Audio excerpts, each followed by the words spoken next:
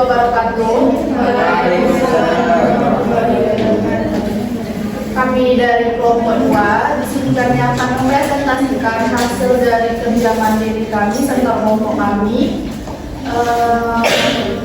Sebelumnya saya akan memperkenalkan anggota kelompok saya. Perkenalkan, saya Fadila. Yang kedua ada Eka Istianingsi, selanjutnya ada Miftah Hujana, selanjutnya ada Indah Hanajuita, dan yang terakhir Laisa Fitri. Langsung saja, presentasi yang pertama akan disampaikan oleh Eka Istianingsi. Kepada Eka, saya persilakan. Baiklah, di sini saya akan menjelaskan eksplorasi konsep di kolom 7. Di sini ada 6 soal. Soal yang pertama yaitu apakah fungsi pembelajaran FC kuadrat? Baiklah, di sini fungsi FC kuadrat yang pertama yaitu untuk mengembangkan keterampilan sosial dan emosional. Pendekatan MC kuadrat ini bertujuan untuk mengembangkan keterampilan dan emosional pada siswa seperti empati, kasih sayang, kesadaran diri, dan kemampuan berpikir kritis. Yang kedua yaitu meningkatkan kemampuan berpikir kritis. Pendekatan MC kuadrat ini bertujuan untuk meningkatkan kemampuan berpikir kritis pada siswa yang merupakan keterampilan yang sangat penting dalam kehidupan dan karir di masa depan. Yang ketiga yaitu mengurangi stres dan meningkatkan kesejahteraan mental. Yang keempat, membantu siswa untuk menjadi lebih baik sebagai individu dan anggota masyarakat. Soal yang kedua yaitu mengapa penting bagi guru untuk memahami dan menerapkan MC kuadrat. Jawabannya yaitu karena guru dapat membantu siswa mengembangkan keterampilan sosial dan emosional. Guru dapat membantu siswa mengurangi stres dan meningkatkan kesejahteraan mental. Guru dapat membantu siswa menjadi lebih baik sebagai individu dan anggota masyarakat. Dan guru dapat membantu siswa mencapai tujuan akademik dan non-akademik. Soal yang ketiga yaitu sebutkan 4 kompetensi MC kuadrat. Di sini yang pertama yaitu ada empati, kemampuan untuk memahami perasaan, pandangan, dan perspektif orang lain serta merespons secara sesuai dan memberikan dukungan yang diperlukan. Yang kedua ada kasih sayang atau compassion. Ini kemampuan untuk merespon dengan kepedulian dan perhatian terhadap penderitaan atau kesulitan orang lain serta memberikan dukungan dan bantuan yang diperlukan. Yang ketiga kesadaran diri atau mindfulness. Kemampuan ini untuk menjadi sadar terhadap perasaan, pikiran, dan tubuh sendiri serta kemampuan untuk mengelola stres dan emosi secara efektif. Yang keempat yaitu berpikir kritis atau critical inquiry. Di sini kemampuan untuk mengidentifikasi dan menganalisis informasi secara kritis dan objektif, mengevaluasi argumen, dan membuat keputusan yang berdasarkan pemikiran yang rasional dan logis. Soal keempat yaitu tuliskan hal-hal yang Anda ketahui sebelumnya tentang 4 kompetensi MC kuadrat. Yaitu pendekatan MC kuadrat menganggap bahwa keterampilan sosial dan emosional yang dikembangkan melalui 4 kompetensi tersebut penting untuk keberhasilan siswa dalam kehidupan, baik dalam akademik maupun di luar akademik. Oleh karena itu, pendekatan MC kuadrat diimplementasikan dalam kurikulum pendidikan untuk membantu siswa mengembangkan keterampilan.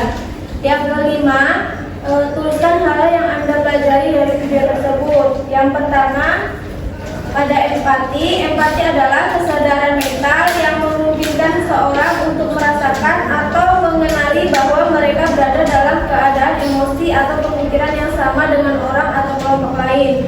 Perasaan empati ini menimbulkan kegairahan dan keinginan untuk melakukan sesuatu. Yang kedua, menunjukkan bahwa ketika kita memiliki kemampuan untuk membantu kondisi atau keadaan yang dialami orang lain. Ini juga harus diimbangi dengan keterbatasan tertentu. Yang ketiga, siswa mengalami banyak stres akademik, meskipun istirahat sangat penting. Oleh sebab itu, seorang guru yang baik harus tahu bagaimana menciptakan suasana yang nyaman dan memberikan rasa aman. Yang keempat, Nah, pembelajaran berbasis input ini adalah pembelajaran yang memungkinkan siswa untuk bertanya, melakukan penelitian atau pencarian, percobaan, atau melakukan penelitian mandiri untuk memperoleh informasi yang mereka butuhkan. Soal yang terakhir yaitu hal-hal apa yang ingin Anda pelajari lebih lanjut. Hal-hal yang dipelajari lebih lanjut yaitu melakukan refleksi diri secara rutin untuk mengembangkan kesadaran diri dan memahami bagaimana emosi dan pikiran mempengaruhi tindakan, dan berbicara dengan sesama pengajar dan siswa tentang pentingnya keterampilan sosial dan emosional, dan bagaimana dapat mengembangkan keterampilan tersebut di dalam maupun di luar kelas. Terima kasih.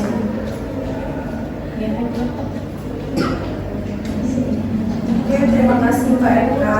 Presentasi selanjutnya akan disampaikan oleh Miftahuljannah. Silakan. Baik, dan selanjutnya adalah apa yang bisa Anda simpulkan sebagai calon mahasiswa. Yang bisa disimpulkan sebagai calon mahasiswa adalah penggunaan pendekatan MC kuadrat, empati, membantu kemudian kajian seluruh dipelajari sebagai bekal untuk menjadi seorang mahasiswa yang mampu menciptakan suasana yang positif. Pendekatan MC kuadrat ini dalam pembelajaran sosial emosional dapat menciptakan lingkungan yang inklusif, membangun hubungan yang empatik sesama mahasiswa, memperkuat keterampilan sosial dan emosional mereka, dan mendorong pemikiran kritis serta refleksi. Hal ini akan membantu mahasiswa menjadi individu yang berempati, peduli, dan mampu menghadapi tantangan kehidupan dengan pemahaman yang lebih luas.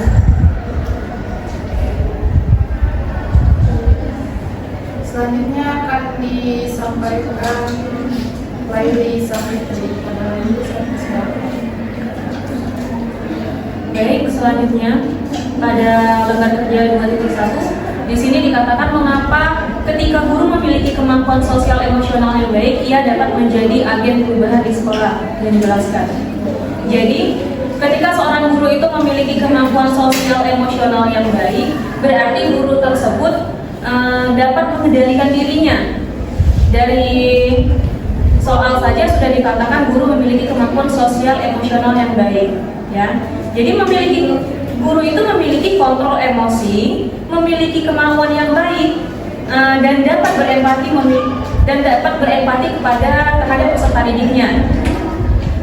Ia juga memiliki kepekaan terhadap peserta didik, terhadap kebutuhan dan masalah peserta didik, sehingga ia mampu mengambil sebuah keputusan yang tepat dan dapat dipertanggungjawabkan, serta membawa perubahan yang baik dalam kegiatan belajarnya. Jadi selain itu, guru yang memiliki kemampuan emosional yang baik dapat menciptakan sebuah iklim yang positif saat pembelajaran yang memberikan kenyamanan pada peserta didik.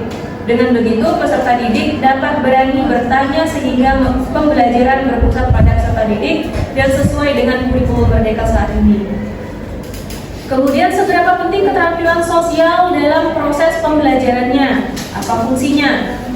Jadi, keterampilan sosial sangat penting dalam proses pembelajaran untuk menciptakan lingkungan belajar yang baik pada lingkungan belajar bersama dengan peserta didik.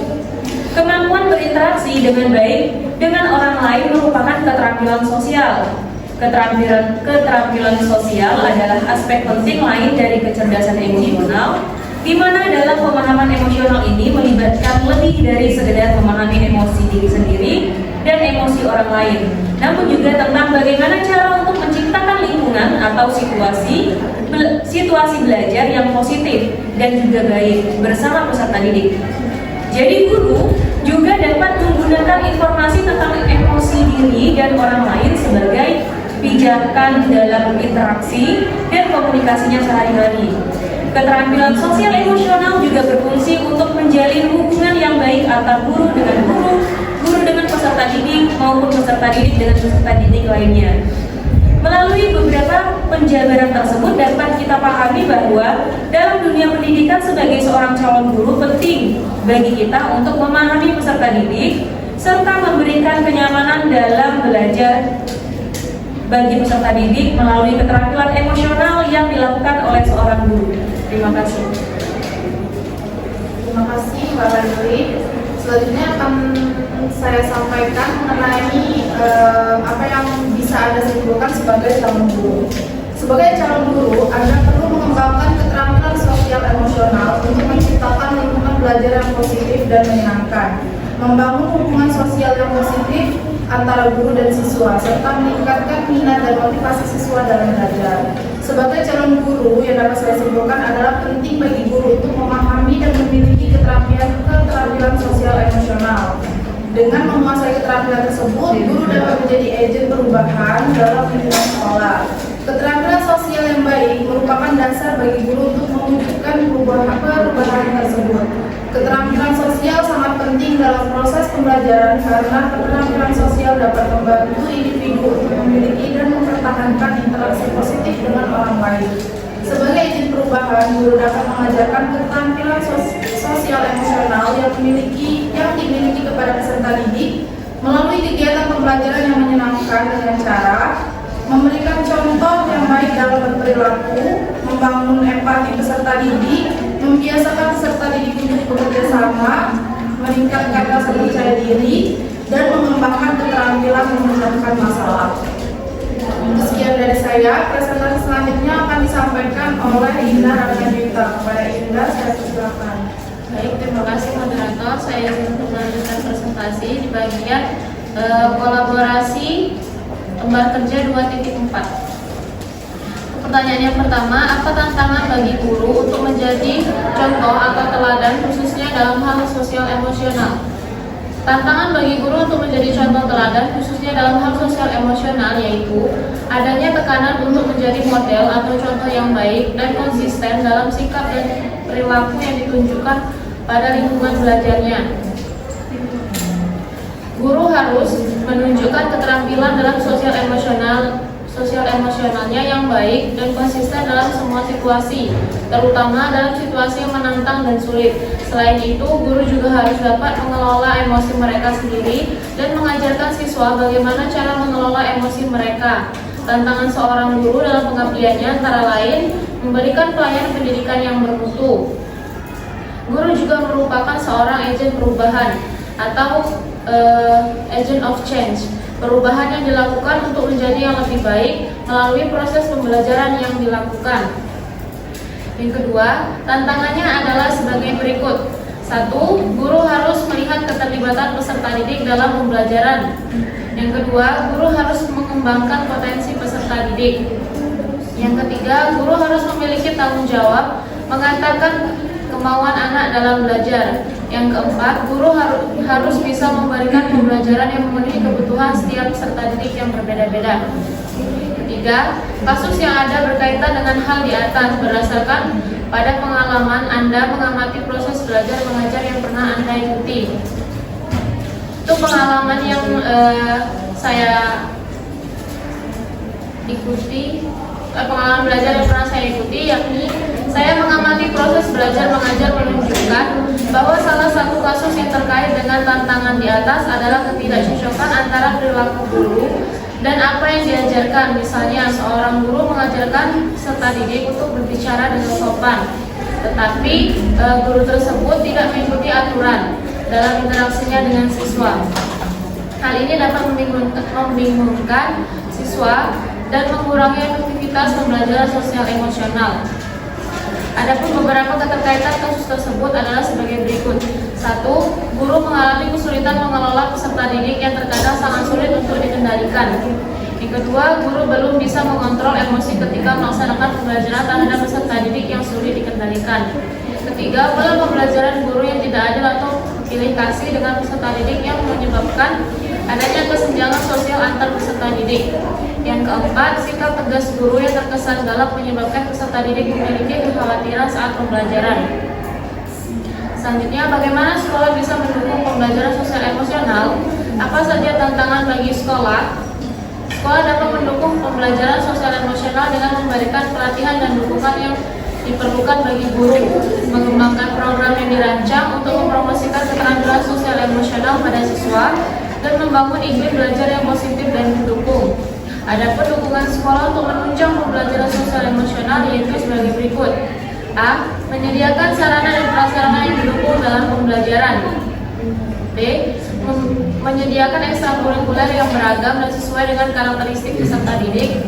C. Memfasilitasi guru untuk mengikuti pelatihan atau webinar tentang pembelajaran sosial emosional. D. Membiasakan kegiatan yang mendukung terlaksananya pembelajaran sosial emosional seperti sholat duha berjamaah, perayaan hari besar, kerja bakti, pembelajaran kolaboratif sehingga melatih kemampuan peserta didik agar dapat memahami, mengolah, dan mengekspresikan aspek sosial emosionalnya. Selanjutnya, tantangan bagi sekolah yaitu 1. Terbatasnya sumber daya dan waktu, serta adanya tantangan dalam mengukur dan mengevaluasi efektivitas program sosial emosional. 2. Kurangnya ekonomi dalam pengadaan sarana dan prasarana. 3. Keterbatasan kemampuan guru dalam pembelajaran sosial emosional. Yang keempat, perlunya konsisten dalam menerapkan kegiatan pembelajaran sosial emosional. Selanjutnya, apakah karakteristik peserta didik bisa mempengaruhi penerapan pembelajaran sosial emosional? Jelaskan bagaimana menghadapi kendala tersebut. Karakteristik peserta didik dapat mempengaruhi penerapan pembelajaran sosial emosional. Misalnya, siswa dengan tingkat kematangan sosial yang lebih rendah atau masalah emosional mungkin memerlukan pendekatan yang berbeda dalam pembelajaran sosial emosional. Untuk menghadapi kendala tersebut, guru dapat menggunakan teknik pembelajaran yang lebih terstruktur dan individualistis, serta melibatkan orang tua dan ahli dalam mendukung pembelajaran sosial emosional siswa. Dalam menerapkan pembelajaran sosial emosional, guru perlu mengetahui karakteristik peserta didik. Hal tersebut digunakan dalam menyusun pembelajaran serta untuk mengakomodasi kebutuhan peserta didik. Adapun cara untuk kita menghadapi kendala tersebut yaitu 1. Mengenali karakteristik setiap peserta didik. 2. Mengetahui latar belakang sosial dan budaya siswa, contohnya tingkat pendidikan, orang tua, sosial ekonomi, atau dimensi kehidupan lainnya agar bisa disesuaikan dengan metode yang efisien. 3. Membangun kedekatan emosional terhadap peserta didik. Yang keempat, membiasakan memberikan peserta didik tugas yang dikerjakan secara berkelompok. Dan 5. Memberikan kesempatan kepada peserta didik untuk mengutarakan pendapatnya. Sekian presentasi dari saya. Terima kasih kepada Indah. Sekian dari presentasi kelompok kami. Saya kembalikan ke forum jika ada saran, kritik, serta masukan atau pertanyaan. Saya persilakan.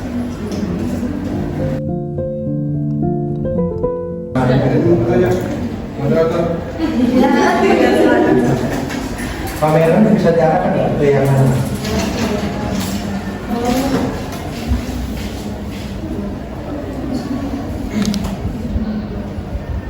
Kayak mana ya? Baik, perkenalkan saya Rabi Fajar Pendawa dari kelompok 4. Di sini saya ingin bertanya karena tadi kalian membahas masalah sosial emosional ya. Jadi yang ingin saya tanyakan sini, mengapa seorang guru itu harus memiliki atau harus melaksanakan sosial emosional? Apa alasannya sehingga guru itu harus melaksanakan hal tersebut? Mungkin sekian. Terima kasih kepada Robi untuk pertanyaan yang kami tampung. Saya persilakan kepada kelompok lain jika ada yang ingin ditanyakan lagi atau memberikan saran serta kritik kepada kelompok kami. Saya persilakan.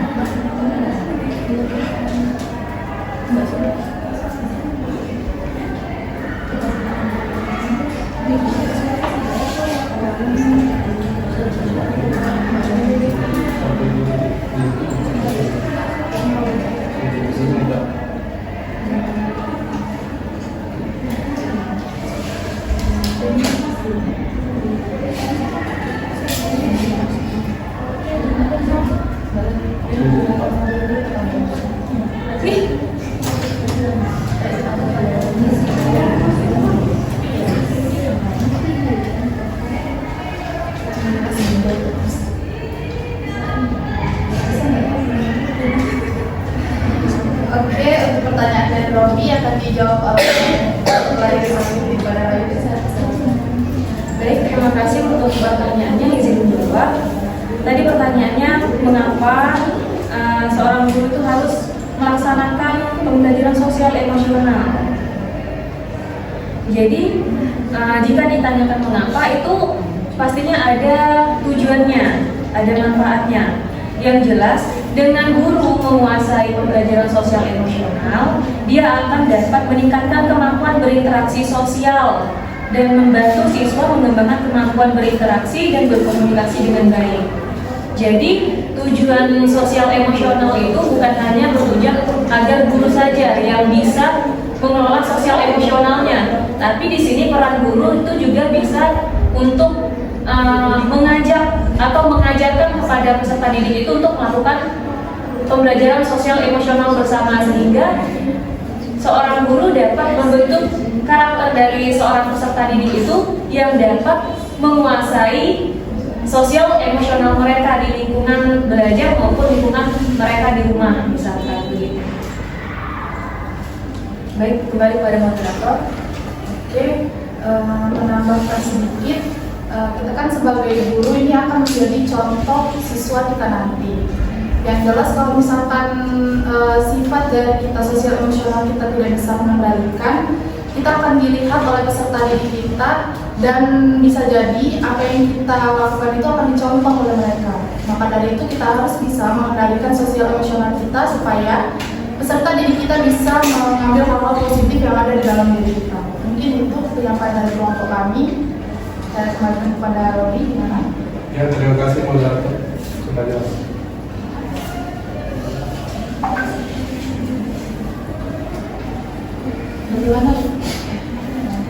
Bagaimana kepada rekan-rekan yang lain? Apakah masih ada pertanyaan? Kalau sudah tutup. Mungkin tidak ada lagi. Saya akhiri presentasi dari kami. Mohon maaf jika banyak kesalahan. Saya akhiri. Wassalamualaikum warahmatullahi wabarakatuh. Waalaikumsalam warahmatullahi